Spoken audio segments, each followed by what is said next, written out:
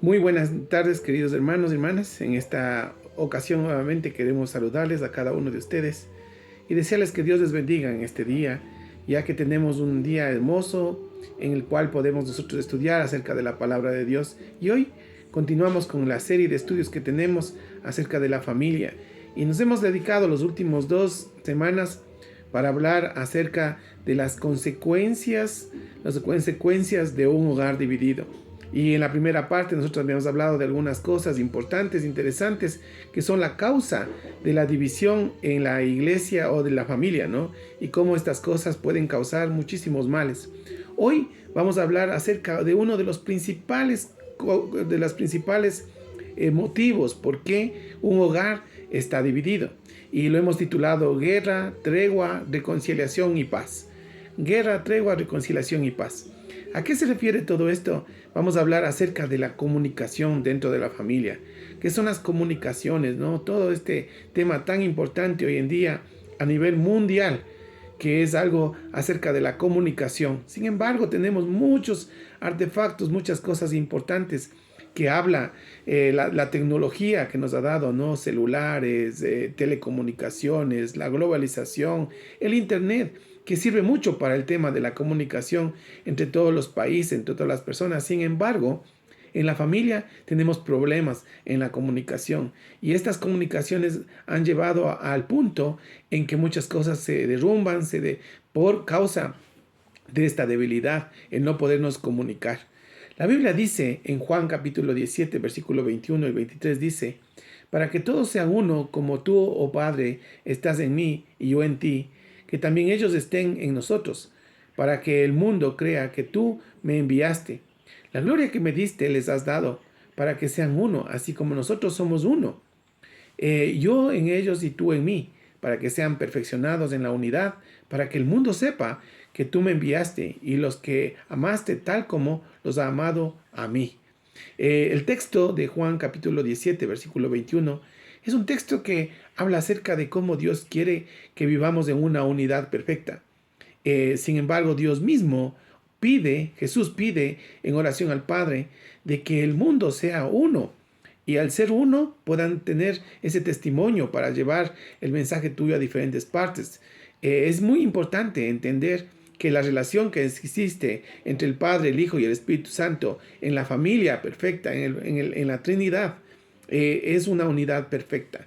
Si vamos nosotros al Antiguo Testamento, encontraríamos que cuando Dios formó al hombre y a la mujer, formó para que se unan y los dos formen una familia y sean el uno con el otro. Entonces este término uno es muy importante.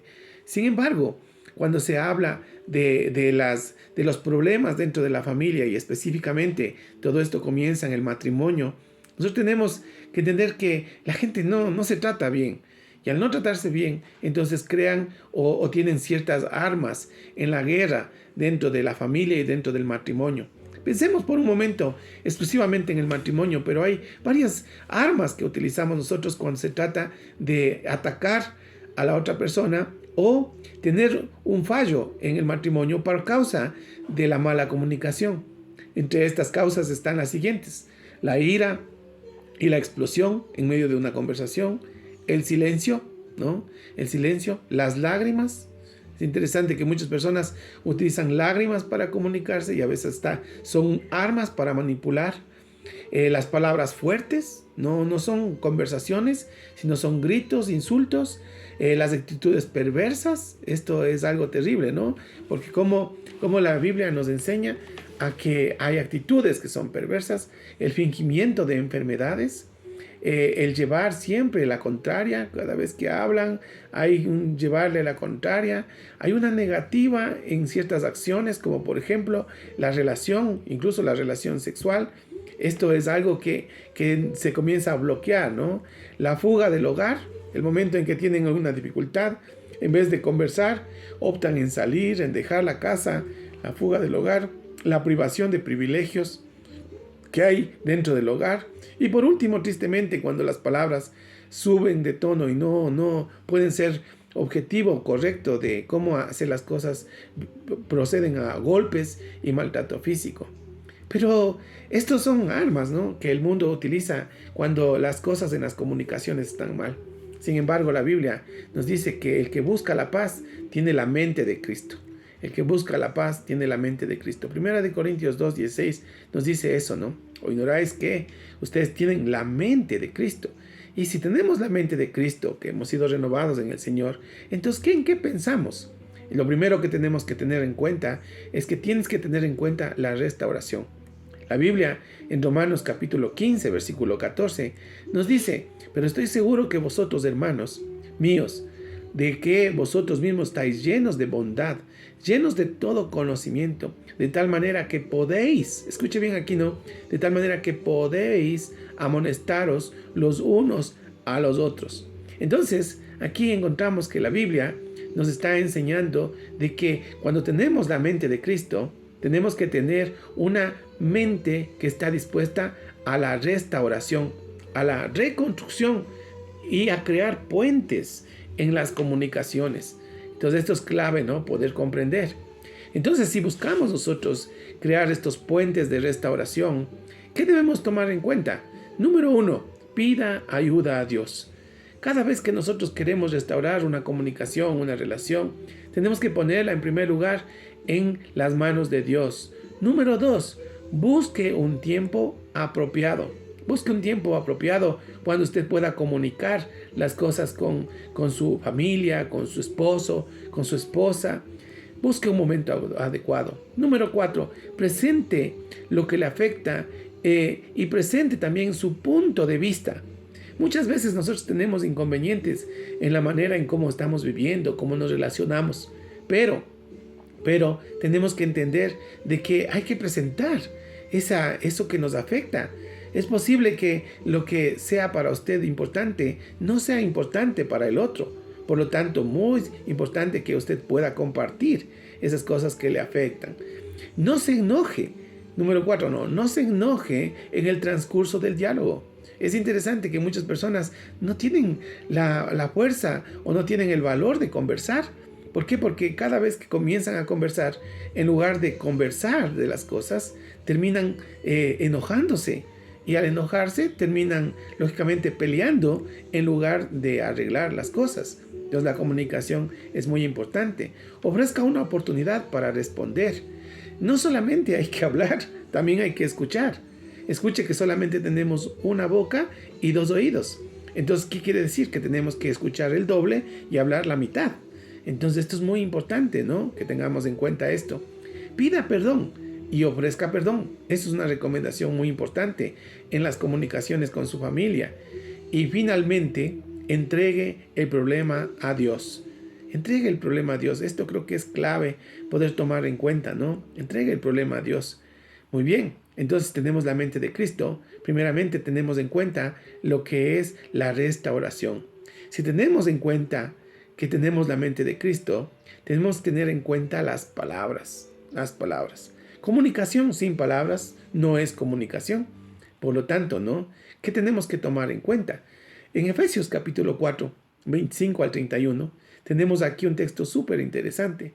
Y dice lo siguiente: por lo cual, desechando la mentira, habla la verdad, cada uno con su prójimo, porque somos miembros los unos de los otros.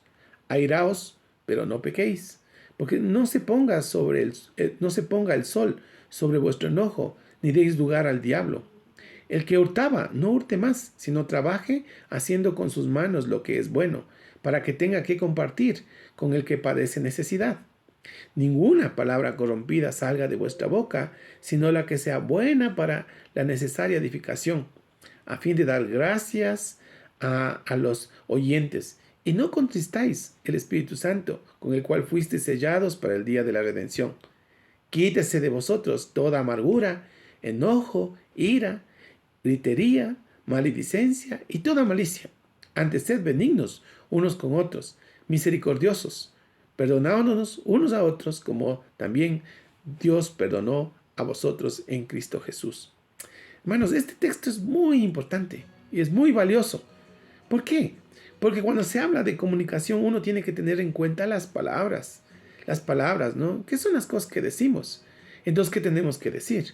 Número 1, compartan juntos para que ayuden, ¿no? Para poder tener una buena comunicación. ¿Qué tenemos que tener en cuenta? Número 1, compartan juntos la vida espiritual. Esto es una sugerencia muy importante. Compartir juntos la vida espiritual. Aprender a decir la verdad. Qué lindo, ¿no? No hay que mentir, no hay que ocultar cosas dentro de la casa. Hay que aprender a decir la verdad. Hay que desarrollar la habilidad de alabarse mutuamente. ¿Entiende? De motivarse mutuamente, de alabarse, de exaltarse el uno al otro. De comparta sus vidas, ¿no? Comparta su vida con su creyente, con su esposo o su esposa, con su hijo, con su hija. Dígale las cosas que siente, las cosas como ven las cosas. Eso es muy importante, ¿no? Elimine el uso de las palabras nunca y de la palabra siempre. Son dos mentiras, en verdad, ¿no? Tenemos que tomar en cuenta estas cosas. Y por último, póngase de acuerdo en las cosas que son muy importantes para que todo salga bien. Propóngase a crecer en esa relación juntos, el uno con el otro. Muy bien. Si tenemos la mente de Cristo, entonces vamos a tener en cuenta las palabras.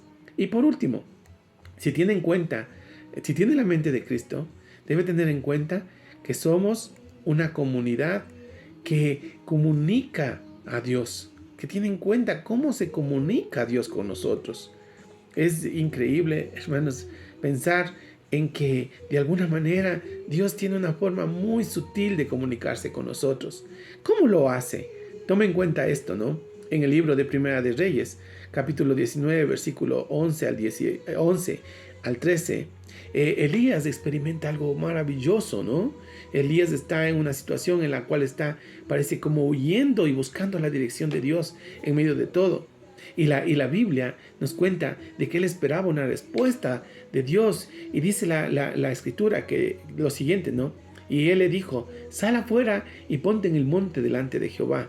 Y aquí Jehová pasaba. Y Elías quería comunicarse con él, dice, y un gran y poderoso viento que rompía los montes, ¿sí? Rompía los montes, de poderoso monte, que quebraba las peñas delante de Jehová, pero Jehová no estaba en el viento.